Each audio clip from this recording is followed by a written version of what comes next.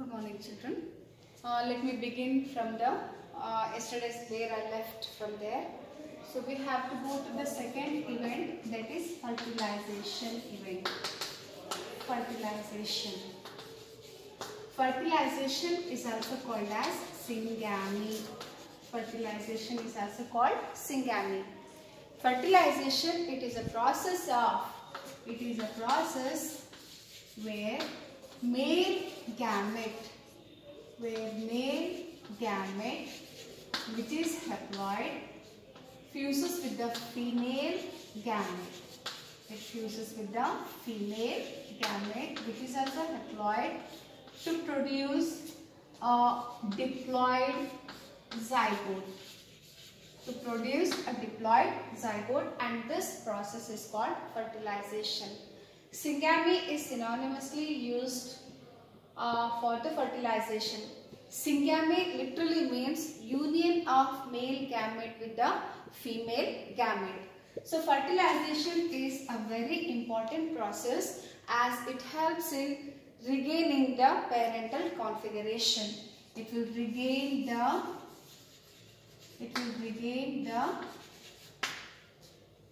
diploid chromosomal number.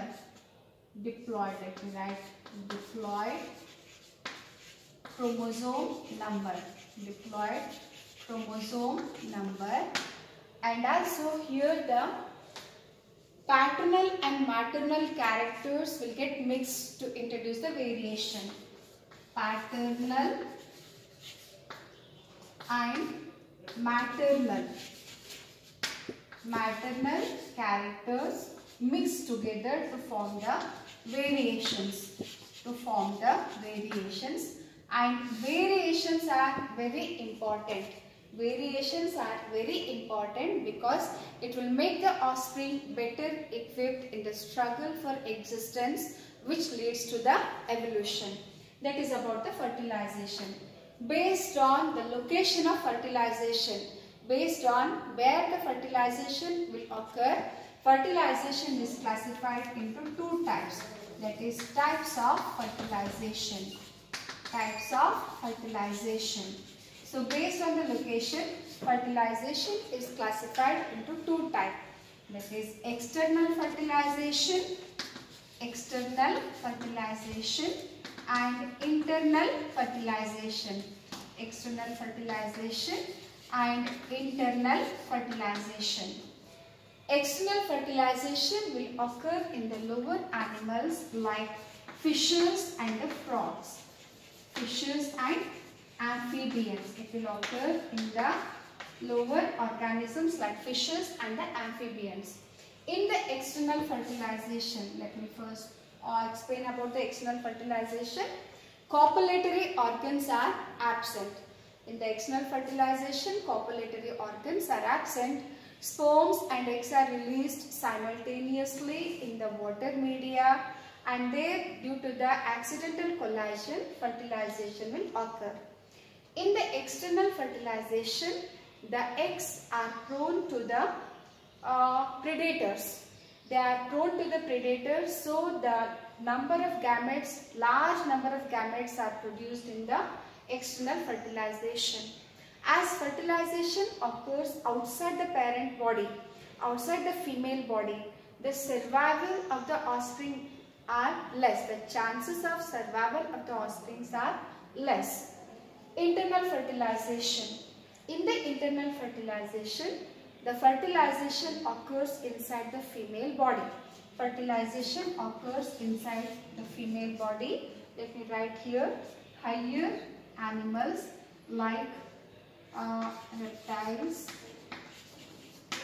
apes, mammals. So in the internal fertilization, let me just write some of the important features. External and internal fertilization. External and internal fertilization. So in the external fertilization, it takes place outside the parent body.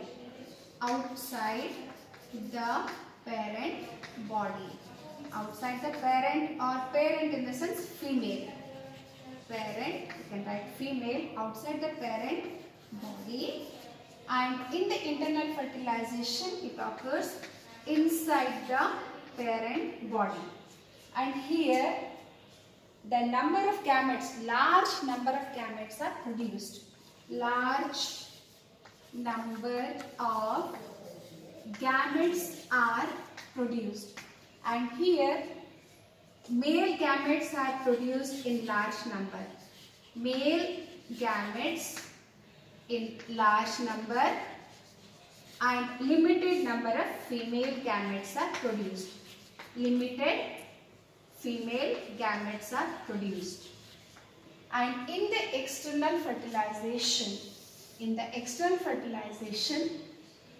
the chances of fertilization are less. The chances and survival, the chances of fertilization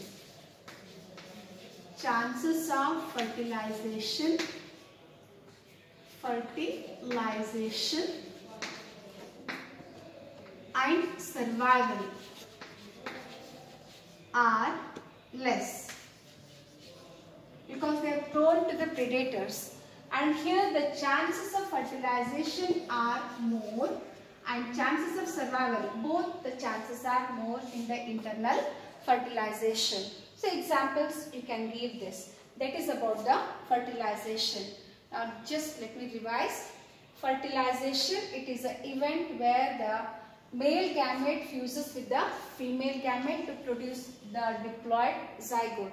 That is, haploid male gamete combines with the haploid female gamete to produce diploid zygote. So fertilization, it includes all the events which leads to the fusion of the male and female gamete. Syngamy literally means union of male and the female gamete. So fusion of male and female gamete is a very important event because it will help in regaining the parental configuration. That is, the haploid gametes combine together to give the diploid zygote. It will regain the parental chromosomal number. As here the paternal and maternal characters will mix together, it will lead to the variations. And variations will make the offsprings better equipped for the struggle in the survival, and which leads to the evolution. So based on the location where fertilization will occur, it is classified into two types: external fertilization and internal fertilization. In the external fertilization, fertilization occurs outside the parent body, and in the internal fertilization, fertilization occurs inside the parent body. So as fertilization occurs outside, it needs water media. You know that life originated itself in the water. So for the origin and the survival, water is compulsory. So in the external, in the water media, fertilization will occur. So here the egg and the sperms are released simultaneously, and the gametes produced, more number of gametes are produced here because of for many reasons. Like the eggs are prone to the predators, they may undergo unnatural disasters, they may die or they may get dried up. And in the internal fertilization, as the fertilization is a short process, I mean they have got more chances of fertilization. That is why limited number of gametes are produced. Here the male gametes are produced in large number than the female. So that is about the external and internal fertilization. Next we have to go to the post-fertilization events. Now let me go to the next one, that is post-fertilization event.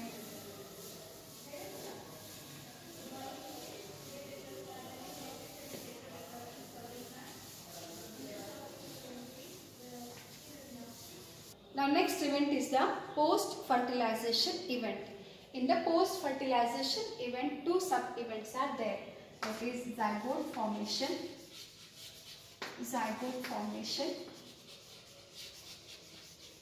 and embryogenesis. Zygote formation and embryogenesis. Zygote formation. Zygote is a fertilized egg. A zygote is nothing but it is a fertilized egg. Fertilized egg. So, in the lower organisms where copulatory organs are absent, fertilized eggs are formed externally, and in the higher organisms where fertilization occurs inside the female body, fertilization occurs inside the female body, the egg is formed inside the female body. So the fertilization, the fertilized egg in the haploid organisms, zygote is diploid. And here this zygote will undergo meiosis. To form the haploid individual. So it will undergo meiosis to form haploid spores. And these spores will form the embryo. Further, it will undergo development to form the embryo. And in the diploid organisms, in higher organisms, in the diploid, zygote is diploid itself. It will directly undergo a development. That is, it will undergo the development of embryo. That is about the zygote formation. What did I told? Zygote, it is a fertilized egg. In the lower organisms where the copulatory organs are absent, the egg is formed outside the female body. And in the higher animals where copulatory organs are present, egg is formed inside the female body. And in the lower animals like bryophytes, algae, the zygote is diploid. So this diploid spore will undergo a period of dormancy, a period of rest. And then it will undergo a meiotic cell division to form the haploid spores, and these haploid spores will develop into an embryo. In the higher animals where the organism itself is diploid, that is diplontic organisms, where the life cycle is diplontic. So there the zygote is diploid and embryo is formed directly through the mitotic cell division. Now next let me go to the embryogenesis. That is the second event which is called embryogenesis. So the zygote will undergo, develops into an embryo. What do you mean by embryogenesis? Development of the zygote into an embryo. Through growth and differentiation.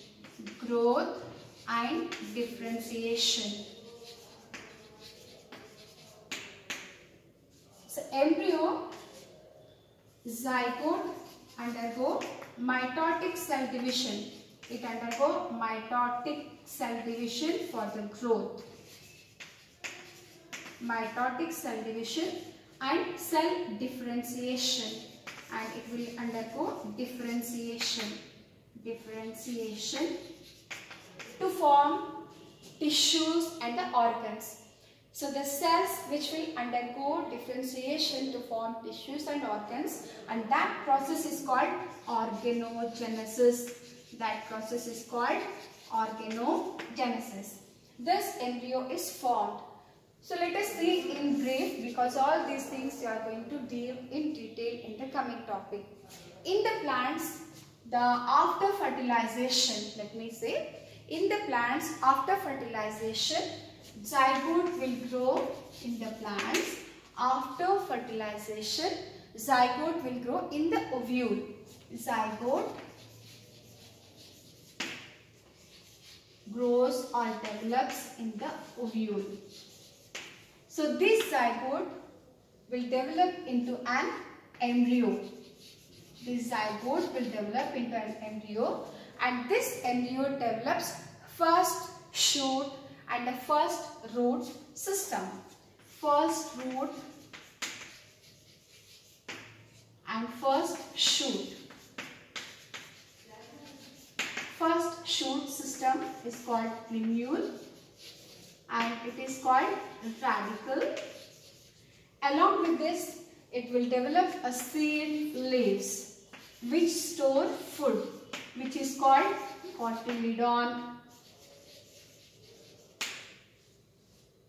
So these changes will occur in the plants, and the other parts of the plant, other parts of the flower like the petal and the sepal and the stamen will get withered, or slowly it will get withered. In some of the plants, the sepal will remain attached with the fruits, like you will see in tomato and the brinjal. In the animals, based on where the zygote will develop into an embryo, the organisms are classified into two types based on the development of zygote. Based on the development of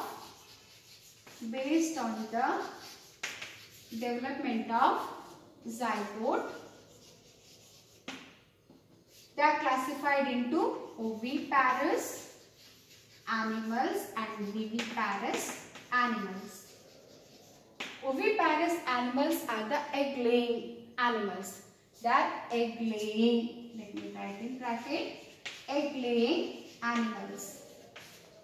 And viviparous, they will give birth to the young ones. Give birth directly to the young ones. So oviparous animals, birds, reptiles are the oviparous animals. Inside the egg, the young one will develop, the embryo will develop. After incubation period, the egg hatches into the young one. And in the viviparous animals, the young ones, the embryo develops inside the body of the mother, and then the mother gives birth to the young ones. That kind is called as viviparous. So this is about the post-fertilization changes. So what do you mean by embryogenesis? Development of embryo from the zygote.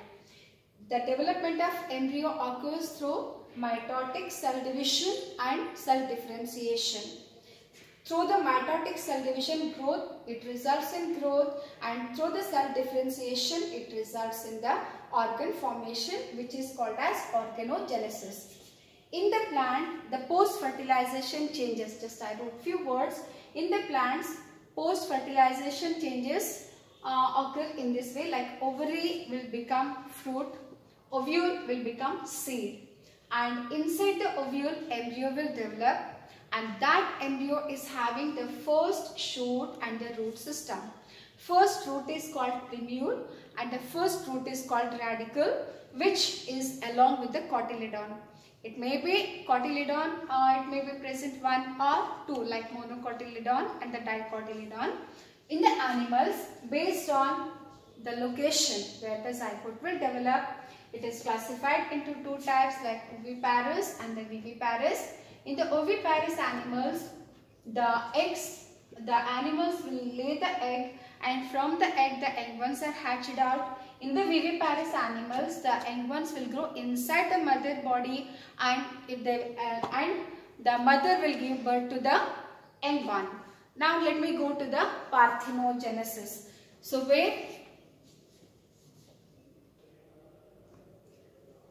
in some of the organisms, egg develops into the embryo without fertilization. Such a development is called as parthenogenesis. What do you mean by parthenogenesis? Development of unfertilized egg into an embryo. That is development of embryo. Development of embryo from an unfertilized egg. In some, it occurs. It literally means virgin birth. Based on the sex, parthenogenesis is classified into three types: arenotoky, which is called haploid parthenogenesis, haploid parthenogenesis. Second, thalaitoky, which is also called as diploid parthenogenesis. Diploid parthenogenesis. And third one is the amphitoky. Amphitoky. So arenotoky or haploid parthenogenesis here, haploid egg develops into an embryo without fertilization. Here we can give the examples of certain insects. Certain insects of arachnid,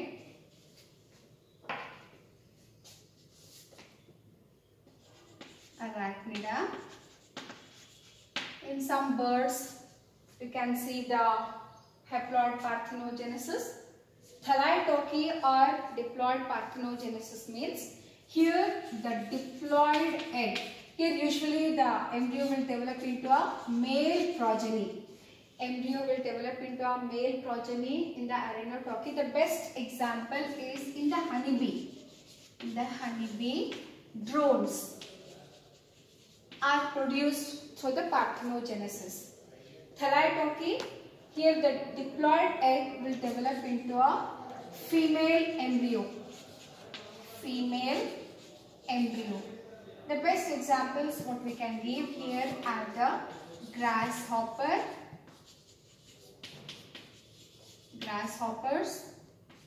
moths, crustaceans, and some salamanders. Amphitoky, here diploid egg may develop into male or female embryo.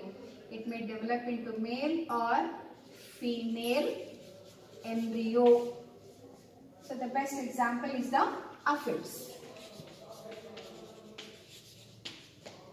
So this is about the natural parthenogenesis.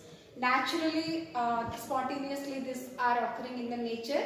Based on the sex, they are classified into three types: arenotoky, thalaitoky, amphitoky. In the arenotoky, haploid egg develops into a male progeny. The best common example is the production of the drones in the honeybee, which are haploid. And thalaitoky, it is here the diploid egg develops into female embryo. The best examples are the grasshopper. Amphitoky, here diploid egg will develop into male or female progeny. The examples are the aphid.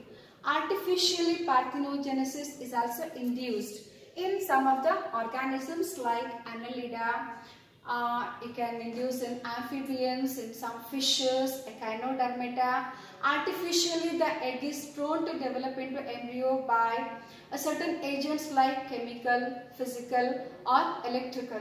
And these got success in the laboratory condition. Now let me give you some of the questions from this topic which are asked in the annual exams.